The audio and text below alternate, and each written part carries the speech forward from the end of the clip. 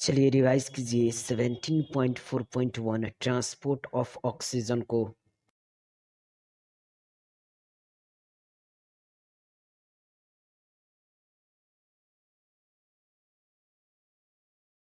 बताइए क्या हीमोग्लोबिन एक red coloured iron containing pigment है जो कि प्रेजेंट होता है इन आरबीसीज।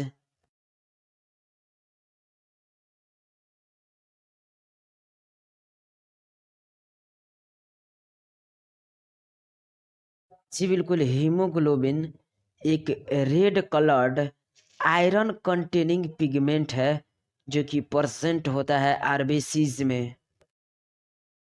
बताइए क्या ऑक्सीजन हीमोग्लोबिन से रिवर्सिबल मैनर में बाइंड होता है?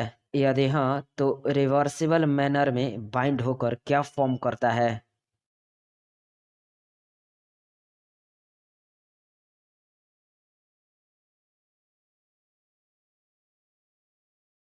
जी बिल्कुल, ऑक्सीजन हीमोग्लोबिन से रिवर्सिबल मैनर में बाइंड होकर फॉर्म करता है ऑक्सी हीमोग्लोबिन को। बताइए ईच हीमोग्लोबिन मॉलिक्यूल मैक्सिमम कितना ऑक्सीजन मॉलिक्यूल को कैरी कर सकता है?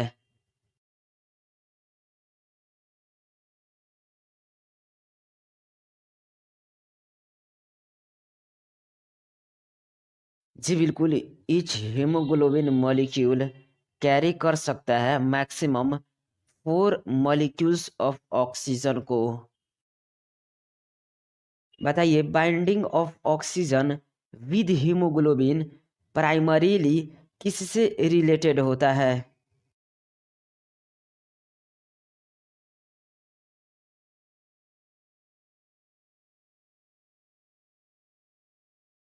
जी बिल्कुल, binding of oxygen with haemoglobin primarily related होता है to partial pressure of oxygen. Haemoglobin से ऑक्सीजन के बाइंडिंग को अफेक्ट करने वाले फैक्टर्स को बताइए।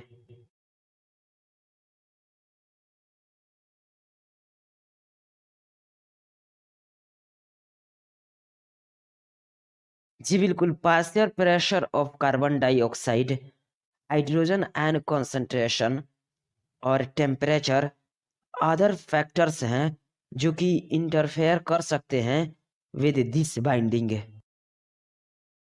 बताइए क्या partial pressure of carbon dioxide, hydrogen ion concentration and temperature other factor है जो कि इंटरफेयर करता है बाइंडिंग ऑफ ऑक्सीजन को विद हीमोग्लोबिन?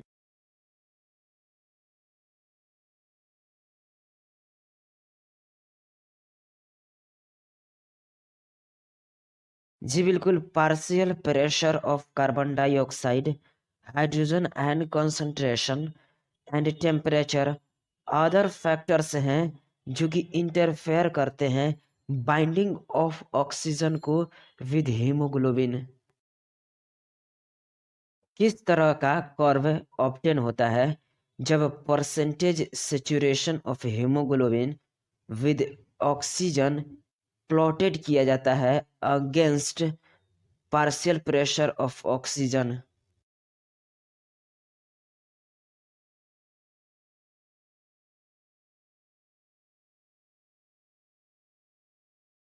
जी बिल्कुल, एक सिग्मोइड कर्व ऑब्टेन्ड होता है जब percentage saturation of haemoglobin with oxygen plotted किया जाता है against the partial pressure of oxygen. बताइए ऑक्सीजन डिसोसिएशन कर्व किसको कहा जाता है और यह ऑक्सीजन डिसोसिएशन कर्व किसमें यूजफुल होता है? जी बिल्कुल, एक सिग्मोइड कर्व ऑब्टेन होता है जब percentage saturation of haemoglobin with oxygen को प्लॉटेड किया जाता है against the partial pressure of oxygen. इस कर्व को ऑक्सीजन डिसोसिएशन कर्व कहा जाता है और यह ऑक्सीजन डिसोसिएशन कर्व बहुत ही यूजफुल होता है स्टडी करने में the effect of a factor like partial pressure of carbon dioxide, proton या फिर H+ concentration etcetera on binding of oxygen with haemoglobin. Oxy haemoglobin formation का फेवरेबल फैक्टर्स को बताइए।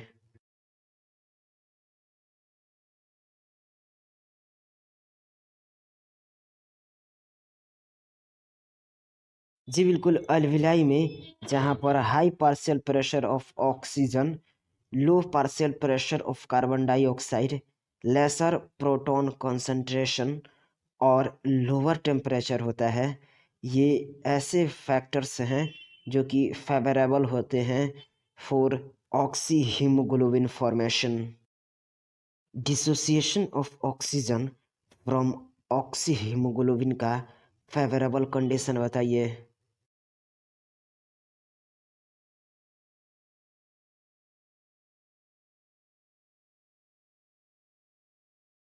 जी बिल्कुल, टिश्यू में जहाँ पर low partial pressure of oxygen, high partial pressure of carbon dioxide, high proton concentration और हायर टेम्परेचर एग्जिस्ट करता है, तो यहाँ पर कंडीशन फेवरेबल होता है for dissociation of oxygen from the oxy haemoglobin. इसलिए low partial pressure of oxygen, high partial pressure of carbon dioxide, high proton concentration और हायर टेम्परेचर, ये फैक्टर्स हैं for dissociation of oxygen from the oxy haemoglobin.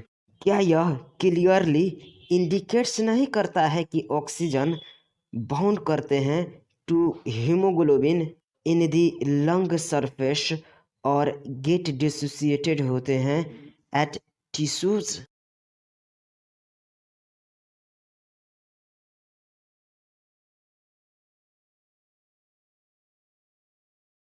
जी बिल्कुल, यह clearly indicates करता है कि ऑक्सीजन बाउंड करते हैं to haemoglobin in the lung surface और डिसोसिएटेड होते हैं एट द टिश्यूज।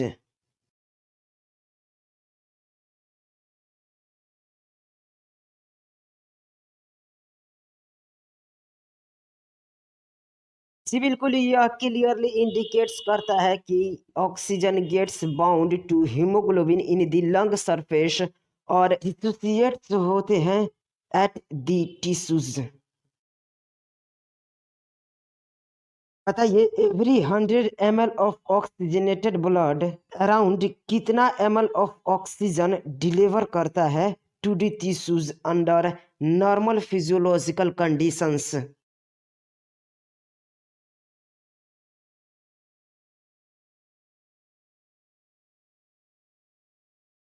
जी बिल्कुल, every 100 ml of oxygenated blood deliver कर सकता है around 5 ml of oxygen to the tissues under normal physiological conditions. चलिए, फिगर 17.5 ऑक्सीजन डिसोसिएशन कर्व को 5 से 10 बार अपने नोटबुक में एज इट इज बनाइए।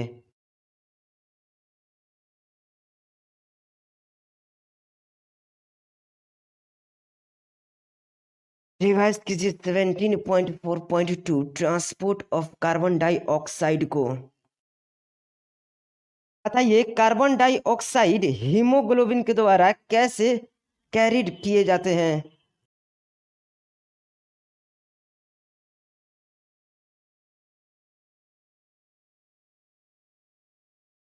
जी बिल्कुल, कार्बन डाइऑक्साइड कैरिड किए जाते हैं by haemoglobin as carbamino haemoglobin.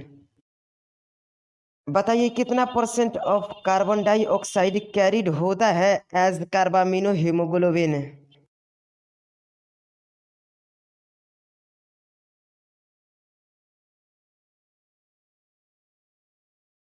जी बिल्कुल, about 20 to 25% of carbon dioxide carried होता है एज कार्बामिनो हीमोग्लोबिन। बताइए, कार्बन डाइऑक्साइड का हीमोग्लोबिन से बाइंडिंग यह किससे रिलेटेड है?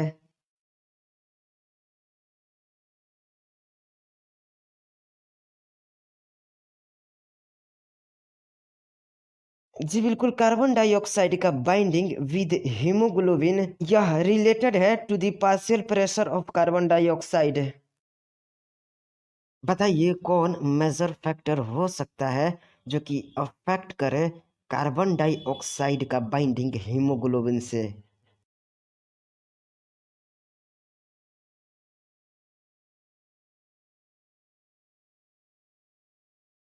जी बिल्कुल, partial pressure of oxygen major factor हो सकता है जो कि अफेक्ट करे कार्बन डाइऑक्साइड की बाइंडिंग हीमोग्लोबिन से। बताइए कार्बन डाइऑक्साइड का बाइंडिंग हीमोग्लोबिन से कब मोर होता है।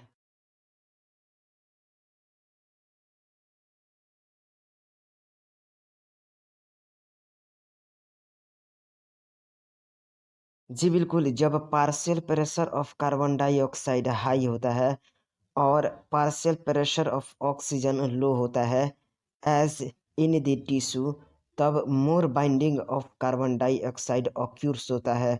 जबकि जब partial pressure of carbon dioxide low होता है और partial pressure of oxygen high होता है एज इन द एल्वेलाई, तब dissociation of carbon dioxide from carbamino haemoglobin takes place करता है, यानी कि carbon dioxide which is bound to haemoglobin from the tissue deliver हो जाता है एट द एल्वियोलाई। बताइए क्या आरबीसीज कंटेन करता है very high concentrations of enzyme? यदि हाँ तो बताइए कौन सा एंजाइम कंटेन करता है।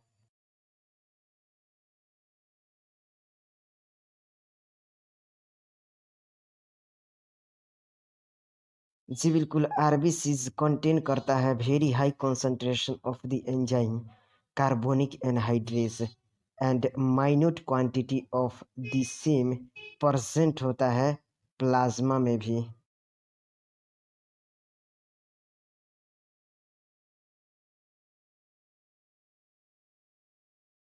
बताइए क्या कार्बोनिक एनहाइड्रेज आरबीसीज के अलावा माइन्यूट क्वांटिटीज में प्लाज्मा में भी होता है।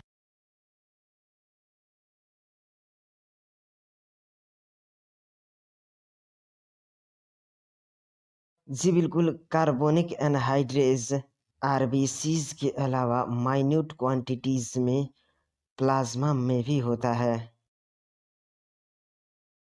बताइए क्या कार्बोनिक एनहाइड्रेज फैसिलिटेट करता है रिएक्शन को इन बोथ डायरेक्शन? यदि हाँ तो रिएक्शन के साथ बोलिए।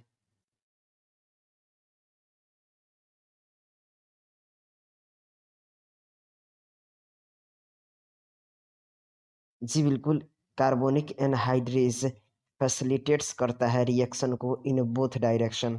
Carbon dioxide plus H2O in presence of carbonic anhydrase gives करता है H2CO3, और H2CO3 in presence of carbonic anhydrase gives करता है कार्बन डाइऑक्साइड प्लस H2O को। और H2CO3 in presence of carbonic anhydrase convert हो जाता है HCO3 minus plus H plus in में भी।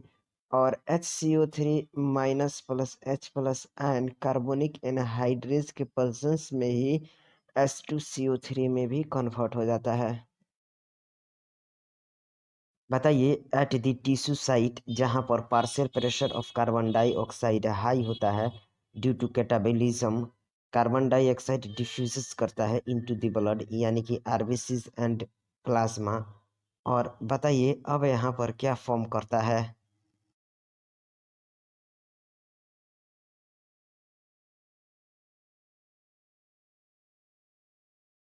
जी बिल्कुल, एट द टिश्यू साइट जहाँ पर partial pressure of carbon dioxide high होता है due to catabolism, carbon dioxide diffuse करता है ब्लड में, यानी कि आरबीसीज और प्लाज्मा में, और फॉर्म्स करता है HCO3 minus and H plus ion. बताइए एट एल्वियुलर साइट जहाँ पर partial pressure of carbon dioxide low होता है रिएक्शन प्रोसीड करता है इन द अपोजिट डायरेक्शन। बताइए यह किसको लीड करता है।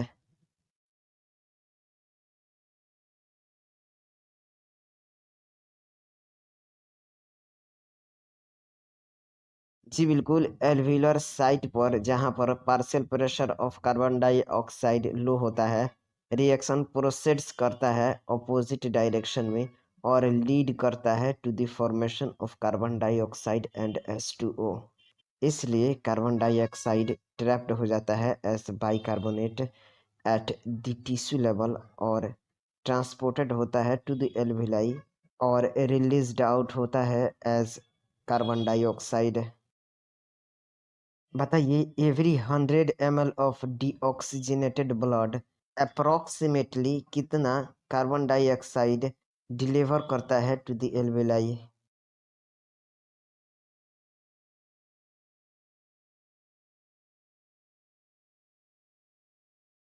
जी बिल्कुल, every 100 ml of deoxygenated blood delivers करता है approximately 4 ml of carbon dioxide to the alveoli. चलिए रिवाइज कीजिए 17.5 रेगुलेशन ऑफ रेस्पायरेशन को।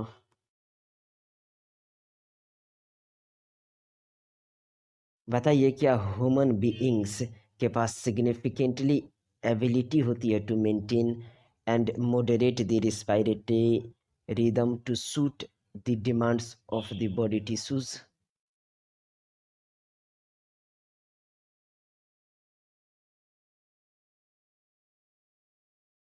जी बिल्कुल, ह्यूमन बीइंग के पास यह सिग्निफिकेंट एबिलिटी होती है मेंटेन और मॉडरेट करने के लिए रेस्पिरेटरी रिदम को to suit the demands of the body tissues. बताइए, यह किस सिस्टम के द्वारा डन किया जाता है?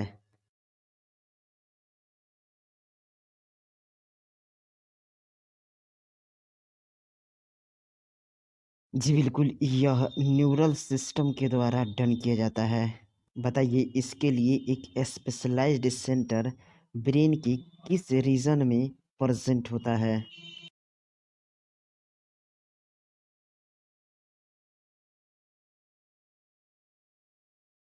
जी बिल्कुल, रेगुलेशन ऑफ रेस्पिरेशन के लिए एक स्पेशलाइज्ड सेंटर प्रेजेंट होता है इन द मेडुला रीजन, जिसको रेस्पिरेटरी रिदम सेंटर कहा जाता है।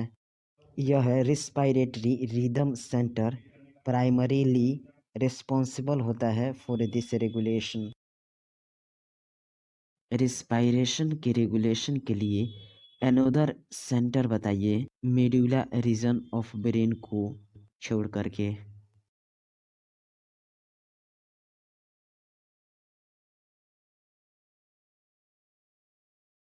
जी बिल्कुल, रेस्पिरेशन की रेगुलेशन के लिए अनोदर सेंटर प्रेजेंट होता है in the pons region of the brain, जिसको न्यूमोटैक्सिक सेंटर कहा जाता है और यह मॉडरेट कर सकता है the functions of the respiratory rhythm centre. Pneumotaxic centre का न्यूरल सिग्नल्स बताइए क्या कर सकता है?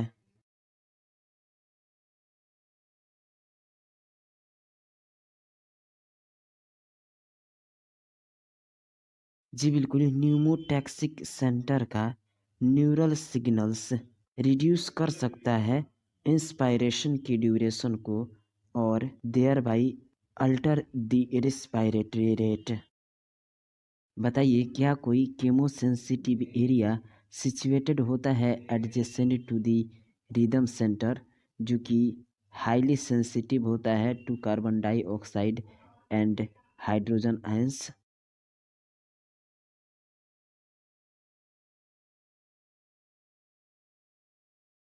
जी बिल्कुल, एक केमोसेंसिटिव एरिया सिचुएटेड होता है adjacent to the rhythm centre जो कि हाईली सेंसिटिव होता है to carbon dioxide and hydrogen ions. इन सब्सटेंसेस की इंक्रीज होने से ये रिदम सेंटर एक्टिवेट हो सकते हैं, which in turn can signal the rhythm center to make necessary adjustment in the respiratory process, जिसके द्वारा ये सब्सटेंसेस को एलिमिनेटेड किया जा सकता है।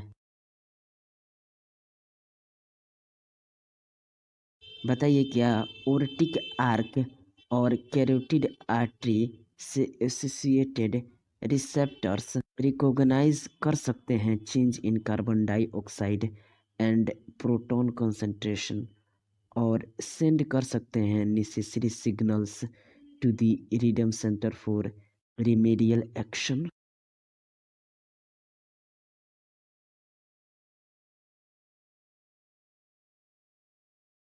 जी बिल्कुल, ओर्टिक आर्क और कैरोटिड आर्टरी से एसोसिएटेड रिसेप्टर्स रिकॉग्नाइज कर सकते हैं कार्बन डाइऑक्साइड और प्रोटॉन कंसंट्रेशन के चेंजेस को और सेंड कर सकते हैं necessary signals to the rhythm centre for remedial action.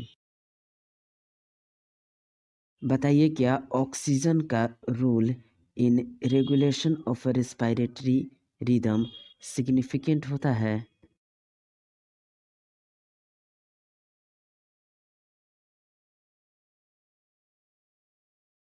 जी बिल्कुल भी नहीं। ऑक्सीजन का role in the regulation of respiratory rhythm quite insignificant होता है। चलिए रिवाइज कीजिए 17.6 डिसऑर्डर्स ऑफ रेस्पिरेटरी सिस्टम को। बताइए अस्थमा क्या है?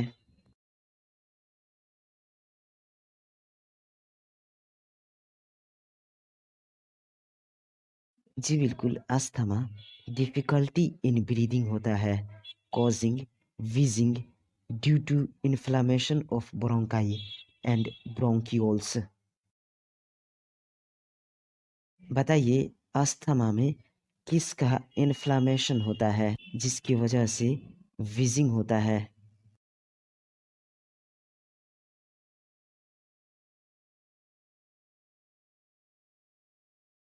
जी बिल्कुल, अस्थमा में ब्रीदिंग में डिफ़िकल्टी होती है जिसकी वजह से wheezing होता है। यह inflammation of bronchi and bronchioles की वजह से होता है। बताइए क्या एम्फाइसीमा एक क्रोनिक डिसऑर्डर है?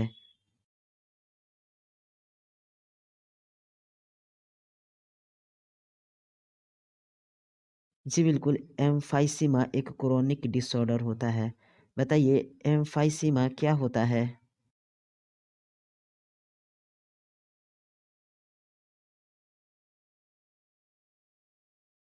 जी बिल्कुल, एम्फाइसीमा एक क्रोनिक डिसऑर्डर होता है जिसमें एल्वियोलर वाल्स डैमेज्ड हो जाते हैं और जिसकी वजह से रिस्पायरेटरी सरफेस डिक्रीज्ड कर जाता है।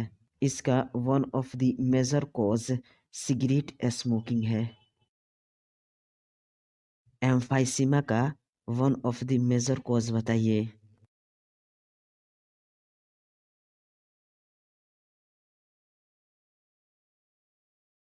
जी बिल्कुल, एम्फाइसीमा का one of the major cause cigarette smoking है। बताइए ऑक्यूपेशनल रेस्पिरेटरी डिसऑर्डर्स किसको बोलते हैं?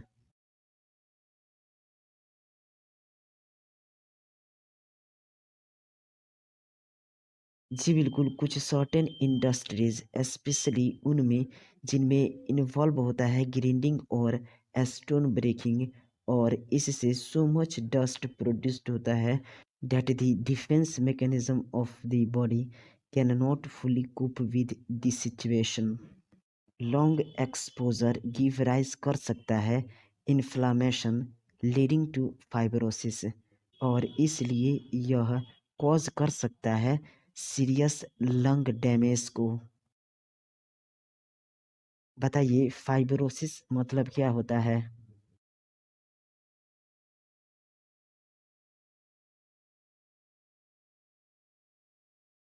जी बिल्कुल, proliferation of the fibrous tissue को फाइब्रोसिस कहा जाता है। मित्रों बताइए क्या ऐसे इंडस्ट्रीज में प्रोटेक्टिव मास्क वर्कर्स को पहनना चाहिए कि नहीं पहनना चाहिए?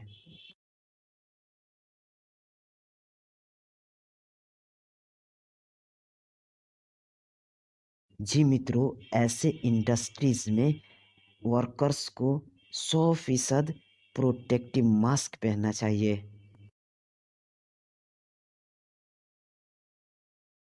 चलिए रिवाइज कीजिए चैप्टर के समरी को। बताइए, सेल यूटिलाइज करता है ऑक्सीजन को फॉर मेटाबॉलिज्म और प्रोड्यूस करता है energy along with substances like carbon dioxide. क्या ये कार्बन डाइऑक्साइड हार्मफुल होता है?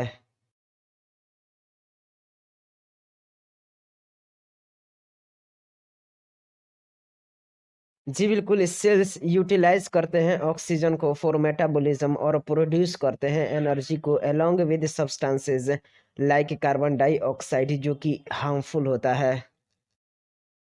बताइए, क्या एनिमल्स इवॉल्व किए हैं डिफरेंट मैकेनिज्म्स को for transport of oxygen to the cells and for the removal of carbon dioxide from there?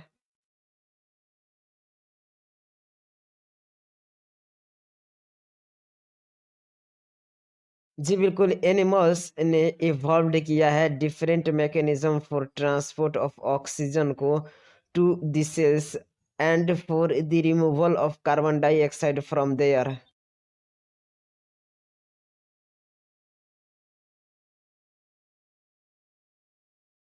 जी बिल्कुल, एनिमल्स इवॉल्व किए हैं डिफरेंट मैकेनिज्म को for the transport of oxygen to the cells and for the removal of carbon dioxide from there. और साथ ही हमारे पास वेल डेवलप्ड रिस्पायरेटरी सिस्टम होता है, जो कि कंप्राइज होता है टू लंग से और एसोसिएटेड होता है एयर पैसेजेस से टू परफॉर्म दिस फंक्शन। चलिए, फर्स्ट स्टेप इन रेस्पायरेशन क्या होता है? The first step in respiration is breathing, by which atmospheric air is taken in, that is inspiration, and the alveolar air is released out, that is expiration. Cellular respiration में involved other steps को बताइए। जी बिल्कुल, first exchange of oxygen and carbon dioxide between deoxygenated blood and alveoli. Second, transport of these gases throughout the body by blood. Third step, exchange किया जाता है oxygen और carbon dioxide का between the oxygenated blood and tissue and utilisation of oxygen by the cells, that is cellular respiration. ये other steps होते हैं जो कि सेलुलर रेस्पायरेशन में इन्वॉल्व होते हैं। बताइए, इंस्पायरेशन और एक्सपायरेशन किसके द्वारा कैरिड आउट होता है?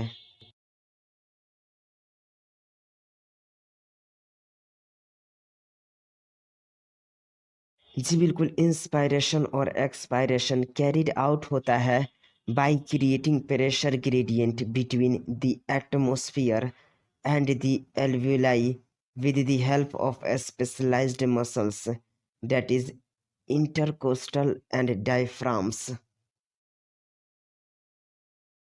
बताइए, इंस्पायरेशन और एक्सपायरेशन में इन्वॉल्व्ड वॉल्यूम को किसके हेल्प से एस्टिमेटेड किया जा सकता है?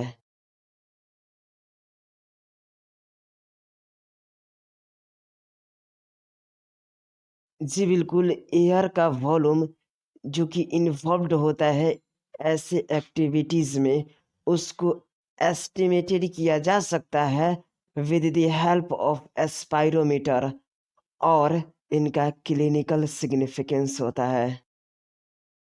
बताइए, एक्सचेंज ऑफ ऑक्सीजन और carbon dioxide at the alveoli and tissue किसके द्वारा ऑक्यूर होता है?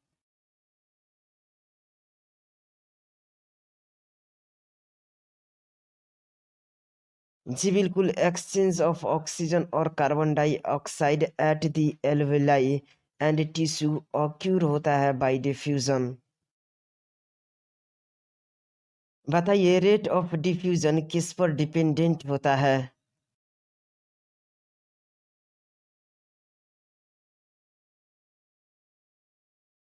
जी बिल्कुल, रेट ऑफ डिफ्यूजन डिपेंडेंट होता है ऑक्सीजन और कार्बन डाइऑक्साइड के पार्शियल प्रेशर पर और इनके solubility as well as thickness of the diffusion surface पर। नाम बताइए हमारे बॉडी में उन फैक्टर्स का जो कि फैसिलिटेट करते हैं ऑक्सीजन का डिफ्यूजन एल्वुलाई से to the deoxygenated blood as well as from oxygenated blood to the tissues.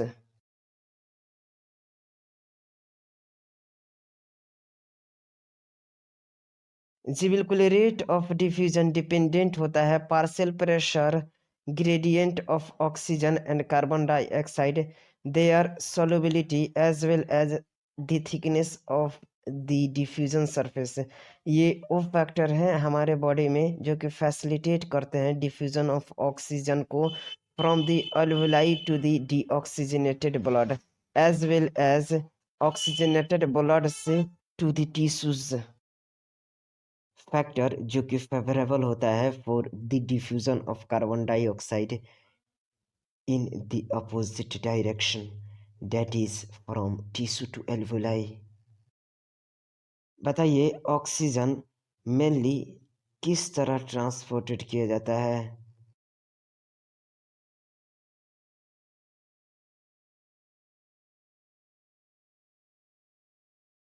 जी बिल्कुल, ऑक्सीजन ट्रांसपोर्टेड किया जाता है मेनली एज ऑक्सीहीमोग्लोबिन एल्विलाई में, जहाँ पर partial pressure of oxygen higher होता है ऑक्सीजन बाउंड कर जाता है to the haemoglobin which is easily dissociated at the tissues. जहाँ पर partial pressure of oxygen low होता है और partial pressure of carbon dioxide and proton concentration high होता है। बताइए नियरली कितना percent of carbon dioxide transported होता है एज बाइकार्बोनेट और इसमें कौन सा एंजाइम हेल्प करता है?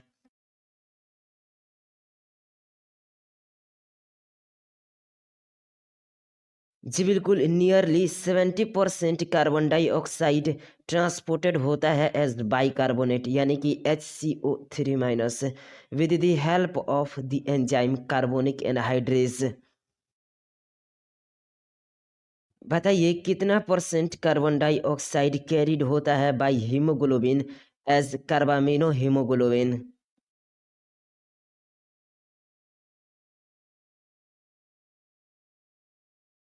जी बिल्कुल, 20 से 25% कार्बन डाइऑक्साइड कैरिड होता है by haemoglobin as carbamino haemoglobin.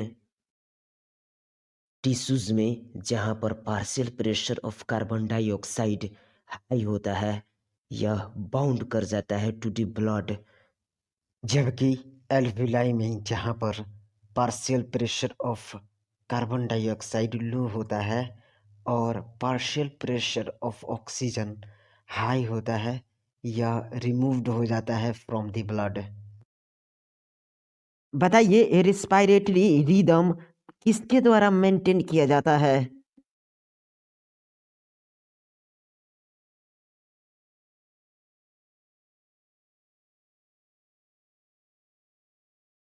जी बिल्कुल, रिस्पायरेटरी रिदम मेंटेन्ड होता है by the respiratory centre in the medulla reason of brain.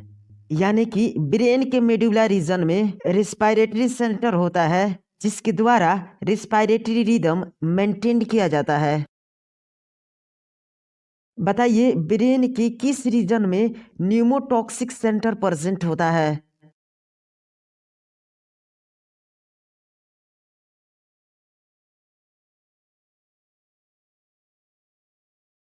जी बिल्कुल, न्यूमोटॉक्सिक सेंटर प्रेजेंट होता है in pons region of the brain और chemosensitive area in the medulla alter कर सकता है रिस्पायरेटरी मैकेनिज्म को।